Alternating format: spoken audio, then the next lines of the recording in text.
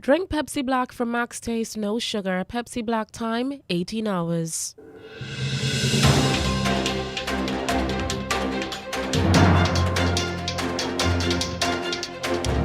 The news from Guyana, the region and the world. Compiled in the News Talk Radio newsroom and powered by DemeraraWaves.com. The news comes to you compliments of KFC. It's finger licking good. With the news, I am Ruth Wilson. Good evening. First, the highlights. The Alliance for Change wants the local government minister, Nigel Dharamlal, to be investigated for allegedly abusing women. The Attorney General is defending the President's decision to appoint an assistant commissioner to act as police commissioner. In the region, the Barbados government is paying university tuition fees for citizens, and police have been called in to deal with the school violence in the Bahamas. Details of these and more stories, including international stories from the BBC, in a moment. Is it a special occasion? Are you on a budget but still want a filling and also mouth-watering meal? Look no further. KFC is here for you at 9 locations and 6 drive-thrus, including the Amazonia Mall at Providence, which now delivers from Shore Base to Little Diamond. Call 632-0533, 6080-162, or 503-3591. KFC. It's finger licking good. And now for the news in detail. The Alliance for Change, AFC, wants the Minister of Local Government, Nigel Dharamlal, to step down to make way for an investigation into his conduct. The AFC's Women for Change arm has dispatched an open letter to President Irfan Ali urging him to launch the probe. A woman and her mother have come forward and have leveled a number of serious sexually related accusations against him. The WFC says when taken together with his comment in the National Assembly about a dildo, the allegation that he preyed on an overseas-based Guyanese, and his post against 2 female judges and his general approach indicates contempt for women. WFC tells the president that he needs to launch a full and impartial investigation into the conduct of Mr. Dharamlal and make the findings public. In the meantime, the WFC is urging President Ali to remove Mr. Dharamlal from holding public office and representing the women and people of Guyana. Attorney General Anil Nandlal says President Irfan Ali did not breach Guyana's constitution by selecting Assistant Police Commissioner Clifton Hicken to act as police commissioner. Reacting to the People's National Congress Reform's position that Deputy Police Commissioner Paul Williams has been bypassed, Mr. Nandlal also says the president is not obliged to pick the most senior police officer. There is no rule, there is no provision in any law that requires the most senior officer to be chosen. Seniority and meritocracy are not the same thing. Seniority and excellence in performance are not the same thing. There are many old lawyers, for example, but they're not senior counsel. Senior counsel is based upon distinction. Seniority is simply a question of age. President Irfan Ali has appointed Assistant Police Commissioner Clifton Hicken to act as Police Commissioner now that Acting Police Commissioner Nigel Hoppy has proceeded on retirement leave. The Attorney General says that an opposition leader is not in place to appoint a Police Service Commission whose chairman is consulted before the President appoints a police commission. Mr. Nandlal says due to this, the President appointed Mr. Hicken out of necessity. In that scenario, a president can't abdicate his responsibility and can't allow the police force that is responsible for the national and domestic security of the country to be without an administrative head. Therefore, the law will justify a president making an appointment, even though those with whom he has to consult are not available for consultation. There is a doctrine in law called necessity. The Attorney General, who dared the People's National Congress reform to make good on its promise to take the matter to court, says not even a judge can substitute the president's decision to appoint a police commissioner in his own deliberate judgment. We now bring you news just in coming to hand on our first story. President Ali says the woman and her mother who have made the serious sexually related accusations against Minister of Local Government Nigel Dharamlal should lodge a complaint with the police. We now continue with our stories. At least 33 Haitians are in Barbados for more than 1 month now and have told authorities that they are waiting visas to enter Guyana. Guyana's Minister of Home Affairs, Robson Ben, told Demerara Waves Online News that he was aware of the reports, but he declined to say whether or not they would be granted visas. The privately owned Barbados Today reports that the men, women, and young children arrived on that Caribbean island on February 20, 2022, and were granted 6 months automatic stay as nationals of a Caribbean community member state. Amid concerns that they have been huddled in a house in unsatisfactory conditions, they on Tuesday told Minister of Home Affairs Wilfred Abrahams and Acting Chief Immigration Officer Margaret Innes that they were not being held against their will. Barbados Today also reports that there were no one-on-one interviews between state officials and the Haitian residents, except for a question from the Home Affairs Minister. He also referenced an agency, a 25-day stay in Barbados, and a trip to Guyana. Last Friday, Barbados Today reported that the Haitians were awaiting visas to enter Guyana through a process involving an agency called MPH. The agency was paid an undisclosed sum to cover transportation costs, in-transit accommodation, and visas. Guyana is supporting calls by St. Vincent and the Grenadines to conduct a survey of marine resources. Minister of Agriculture Zulfikar Mustafa told the Food and Agriculture Organization's 37th Regional Conference of Latin America being held in Ecuador that such a survey is important because of the linkage between climate change and livelihoods. My brother and colleague from St. Vincent and the Grenadines would have made a suggestion and a proposal to conduct marine resources survey that are very important for us because the blue and green economy in these parts of the world contributes significantly to poverty reduction. And today, climate change is causing serious problems within our countries in the small island developing states, especially in the Caribbean. We are so vulnerable to climate change that agriculture now, when we are now improving our agriculture capacity, it seems that we are taking risks because of climate change. The Agriculture Minister also urged the FAO to take concrete steps to provide money to cushion the impact of climate change. You're with us on News Talk Radio Guyana 103.1 FM on our Facebook page and YouTube channel. It is 18 hours 9. We now turn to news in the region.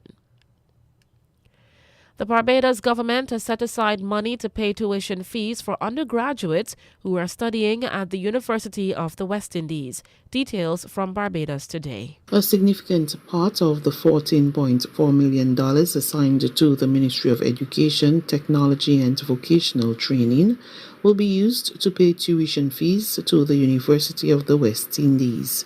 The disclosure from Minister Kay McConney, who said over 6,000 students would benefit for the 2021 to 2022 academic year.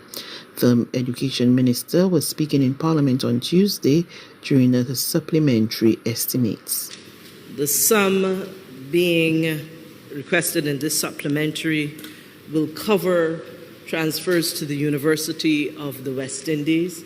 You would know, sir, that this government continues to empower through education. And as part of our commitment in that regard, We sought back in September 2018 to restore the payment of tuition for undergraduate students at the University of the West Indies. And a significant part of this supplementary will in fact go to that.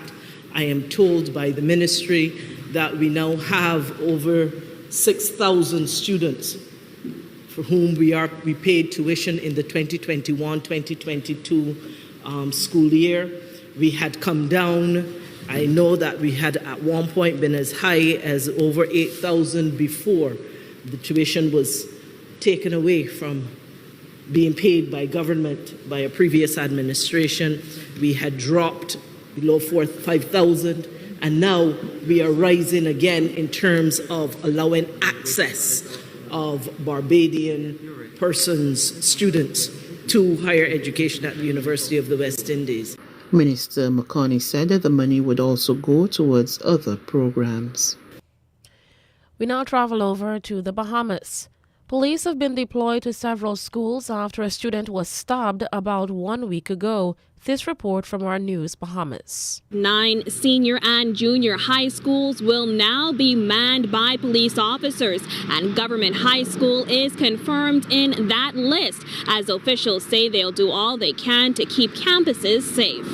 The decision to place officers back in schools comes nearly a week after a male student was stabbed at A.F. Adderley Junior High School. The Education Minister and National Security Minister both made the case for reinstating officers on campuses. We are not going to sacrifice their future.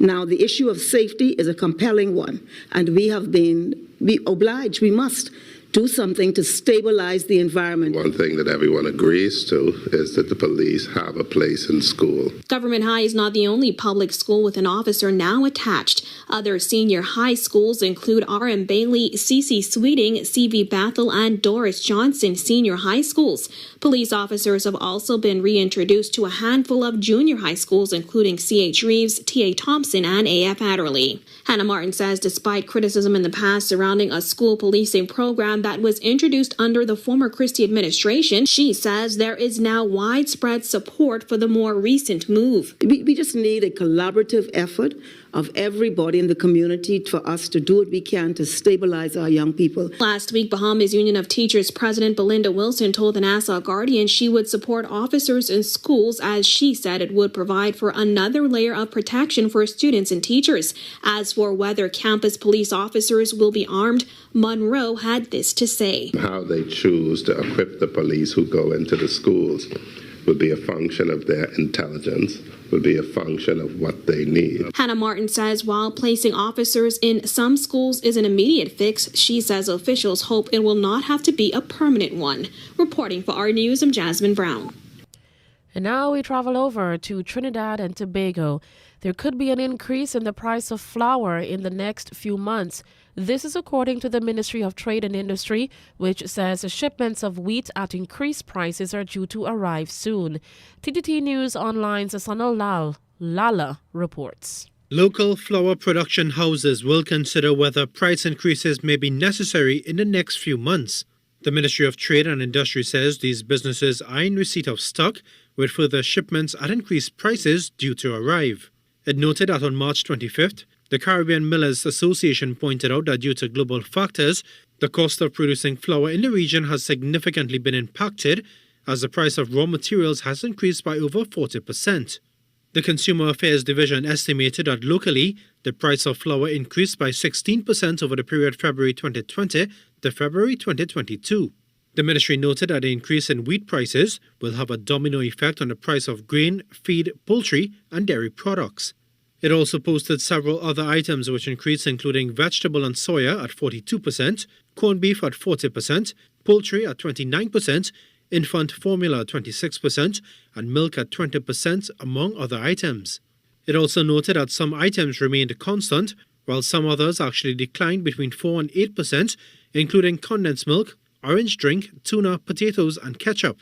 The ministry said food prices have been escalating globally due to several factors, but notes that food inflation eased to 6.6% from 7.6% in October, partly due to its zero rating of the value-added tax on several food items in November 2021. It said it will continue to monitor and address rising food prices with several measures, including a review of the common external tariff, food price monitoring, and zero rating of basic food items. One measure in particular is a $500 million agriculture stimulus package, which is currently being implemented and will support the rapid expansion in production and marketing of selected high-demand commodities with short production cycles. Sonolala, TTT News. It is 18 hours 15. We now take our international flight to the BBC. BBC News with Sue Montgomery. The White House says it has intelligence that President Putin feels misled by the Russian military over Ukraine, resulting in tensions with top generals. It said senior advisers were scared to tell the Russian leader the truth about how badly his military was performing. The Pentagon spokesman John Kirby said it would be an issue of concern if the Russian president was not fully informed.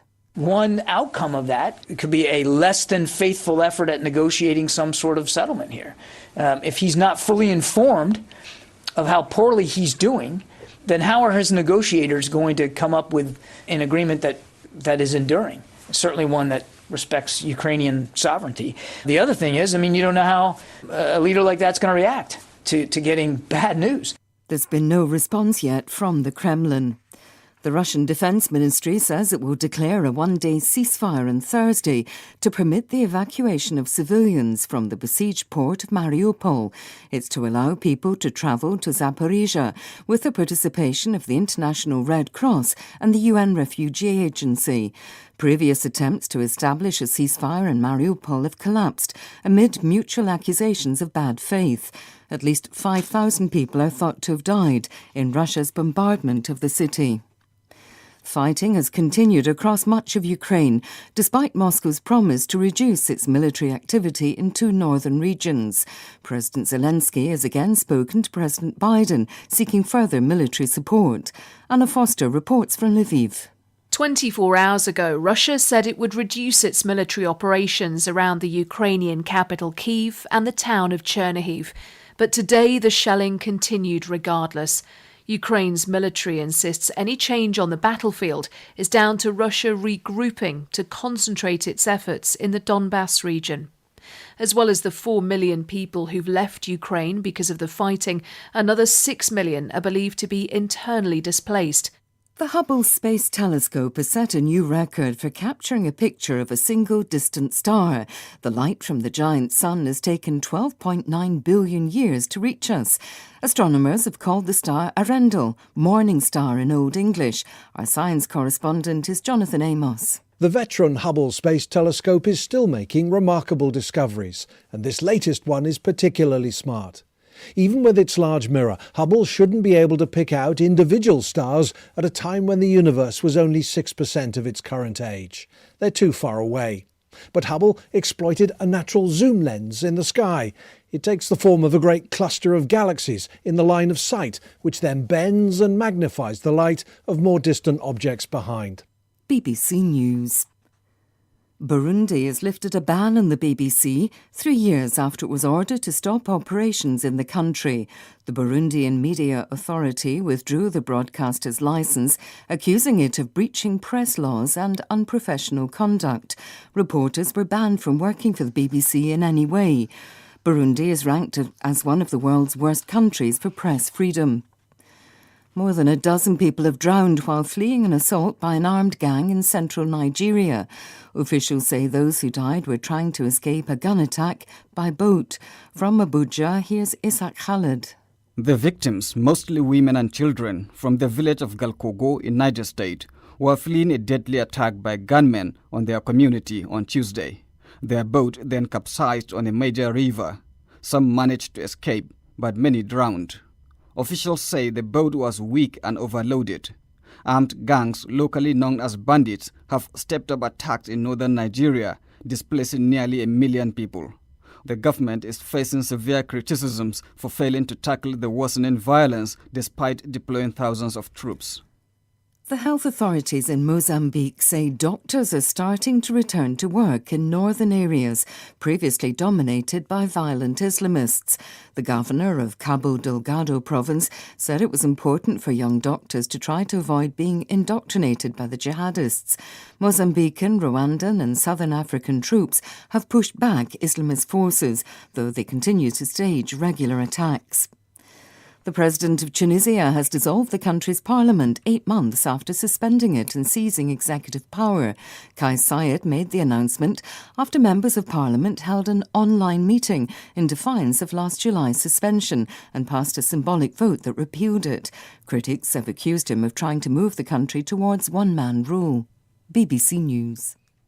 And that's the news to the moment. On the go and need to grab a quick bite, but tired of the same dreary food? Well, KFC is here to brighten your day with a delicious, mouth-watering meal with their 9 convenient locations: Movie Town, Vlissingen Road, Mandela Avenue, Regent Street, Stabroek, Hinks Street, Redenhoop, Parika and the Amazonia Mall, now open from 9 a.m. to 10:30 p.m. And they're there to welcome you every day. KFC. It's finger licking good. To end the news, here's a recap of the highlights. The Alliance for Change wants the local government minister Nigel Darmlal to be investigated for allegedly abusing women. The Attorney General is defending the President's decision to appoint an assistant commissioner to act as police commissioner. In the region, the Barbados government is paying university tuition fees for citizens.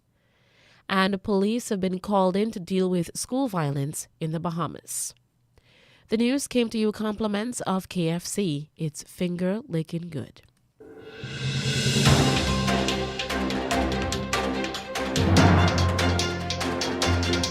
This has been the news, compiled in the News Talk Radio newsroom.